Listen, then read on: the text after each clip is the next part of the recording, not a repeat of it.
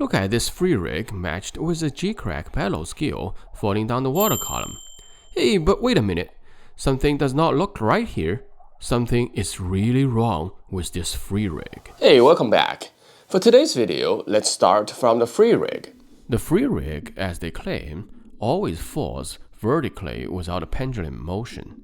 Also, because the sinker always slides freely on the line, it always falls separately from the hook and bait, giving the hook and the bait more freefall gliding after the sinker hits the bottom, hence the name Freerig. But look at the first Freerig in slow motion. The hook and the bait is tight against the sinker. The thing is not falling vertically, and after the weight hits the bottom, the hook and bait does not separate and does not have any free fall. So what is really going on here? Actually, the Freerig is not always free. When folks talking about Freerig being so free, they always leave out a critical condition for it to be free: line tension. Now going back to the underwater footage at the very beginning, the reason why this Freerig is not in the freestyle is exactly due to the line tension. When line is held tight, it does not matter which rig you're throwing. The lure or rig is going to fall in a pendulum motion. There will be little to none sinker separation. There will be little free gliding after sinker hits the bottom. On the other hand, if you give some slack line while your rig is falling, even heavy Texas rig is able to reach those freestyle glide easily. The difference is that the Freerig will give you a sinker bait separation even on a small hop from the bottom, while Texas rig takes more distance to do so. Meaning, if you want to use a Texas rig to achieve a sinker separation and bait free fall, you will need to hop the Texas rig much higher from the bottom. This difference is indeed caused by the freestyle sinker moving more freely on the line. And these tight line situations tend to associate with certain types of casting or fishing scenario more often, well, especially close quarter flipping and pitching. We use a lot of thumb, and usually the line is stretched tight right before the lure hits the water. That's one of the ways we actually minimize the water splash and make those truly stealth lure entry into the water. But under these scenarios, the moment we stop the spool, the sinker will keep going forward due to its momentum. Now that the freestyle sinker slides much better than Texas weight, it is even easier to slide all the way against your hook and bait, causing those not so free falling. For longer distance casting, however, we typically will have more slack, and these problems happen less frequently. Now the way to resolve this problem is to give out slack as soon as possible, immediately after the rig hits the water. And one easy way is to follow your rod quicker than the falling of the rig. This method works fine in shallow water, but in deep water situation, you need to let out more line. So following your rod down won't provide enough line. And in these cases, the most convenient and effective way I found is, right after the rig hits the water, you can very quickly release the spool again. At the same time, pull your rod backwards to release appropriate amount of line. Then follow your rod back down. Choosing how much line you want to let out and how fast you want to follow your rod down can give you a variety of line tension, from completely slack to semi-slack to tight. What happens is you are using the water resistance to pull your line out from an essentially free spool. So this is not going to pull the rig backwards too much, but at the same time, the bait has not essentially fall too deep either. By the time you give back slack, now that you have enough slack line, the rig will then truly fall straight and freely. If you do this to Texas rig, it also separates the sinker from a bait hook and gives your bait a very nice glide action after the sinker hits the bottom. Now, how much slack is appropriate is really up to what you want to do. Furthermore, now that we understand why Freerig falls freely, we can make other adjustments to perfect it. Using thinner line is going to help.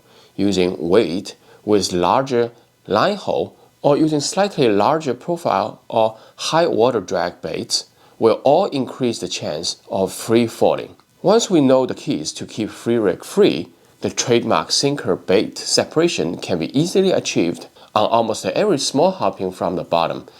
significantly improve the chance you get bit. So in short conclusion, when using the Freerig, it is still imperative to be mindful of the line tension. It is not automatically free. Actually, line tension is imperative to a lot of lures and presentations. It especially affects how the lures fall through the water column. And tight line versus semi-tight versus completely slack line have very drastic effects on how lures fall. So in the next few minutes, let's take a look at the underwater footage and see for yourself how line tension impacts the way of different types of lure fall through the water column. And I hope these underwater footage could provide us some hint on when to use what type of line management or control the line tension to actually in turn control the falling of a specific type of lure, and then help us to fine-tune our lure presentations.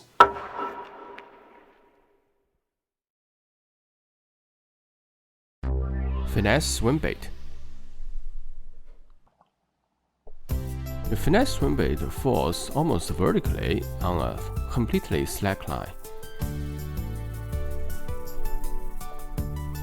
If we hold the line semi-tight, it will give it a pendulum glide, while at the same time slow down the falling rate. I found this natural glide to be super attractive to big smallmouth.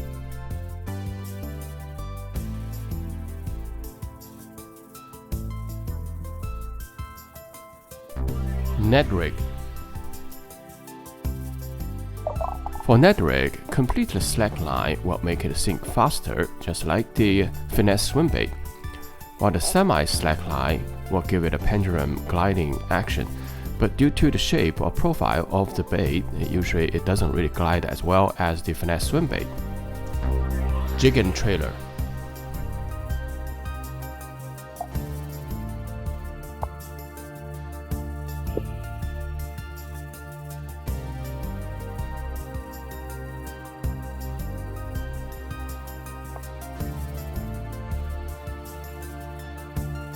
Look at how different those postures are for the jigs and the different line tension. Tube jig.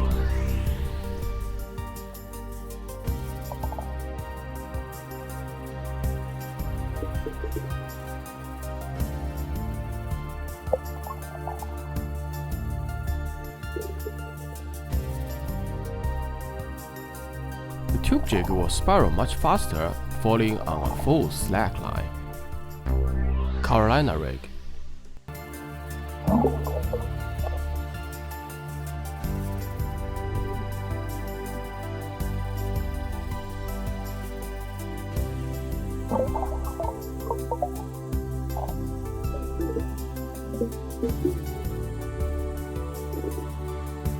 For the Freerig, when you let it fall on full slack, after the sinker hits the bottom, the bait will fall almost vertically after the sinker, while if you let it fall semi-tight or tight lining, the bait will gain a better posture for gliding after the sinker hits the bottom.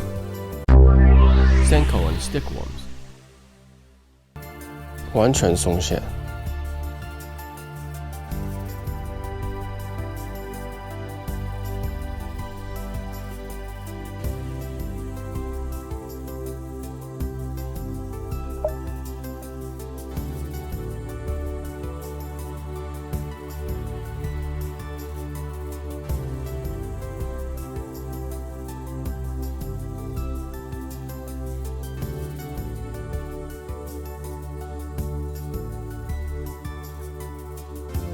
无铅的 Senko 和德州挂法完全松懈。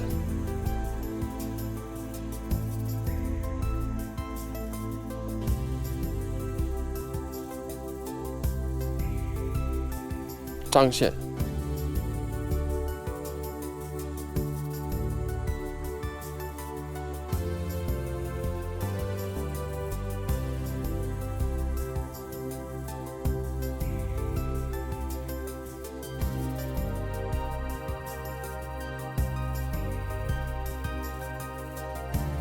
Compared to the tight line and semi-tight line, slack line falling gives the stickworm and Senkos way more equivalent action during the fall.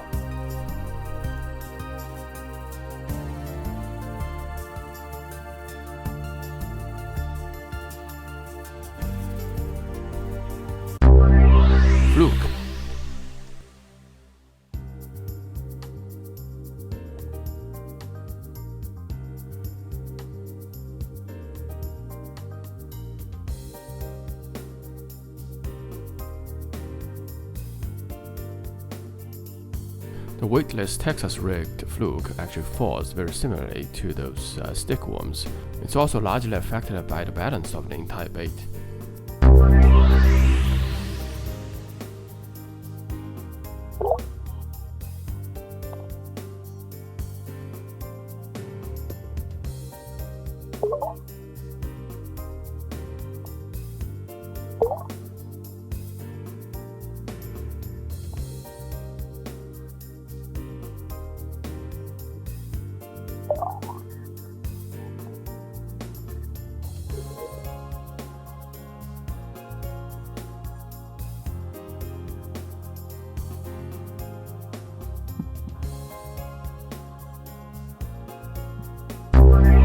Chatterbait.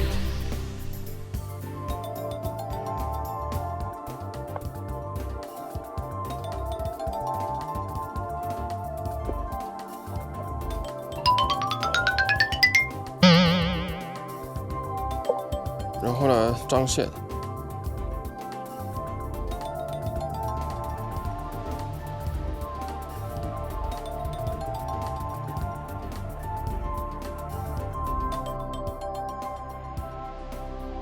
When giving full slack, jackhammer actually falls down in a spiral motion, which is really surprising.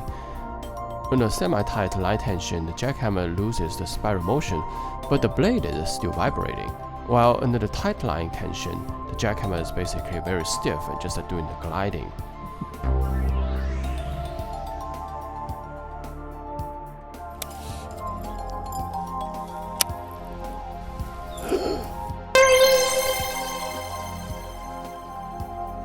What is this? A giant bass. Come on, check it out. Jesus Christ. That's crazy, man. A 5 or 6 pounder all of a sudden came from nowhere and was staring at my camera. I should have thrown the Senko and tried to catch her. The spinnerbait falls almost like a helicopter on slackline.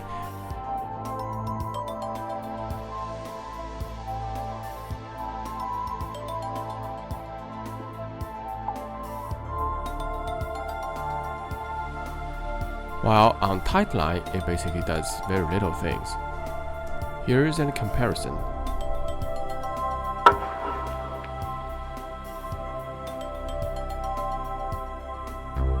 Spybait.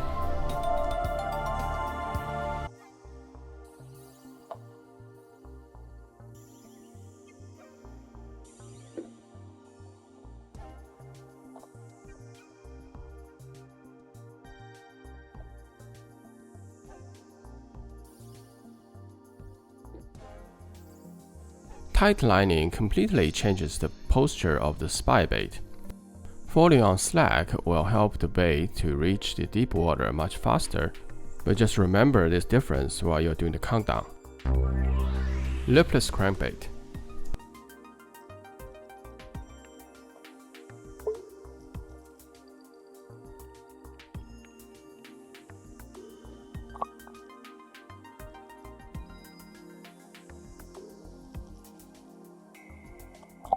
Semi-tight line falling of your lipless crankbait will make sure you can still feel the bottom when it hits the bottom, but at the same time, you can still keep the vibration during the fall, while the tight line control will actually pretty much eliminate all the vibrations during the fall. Flutter spoon.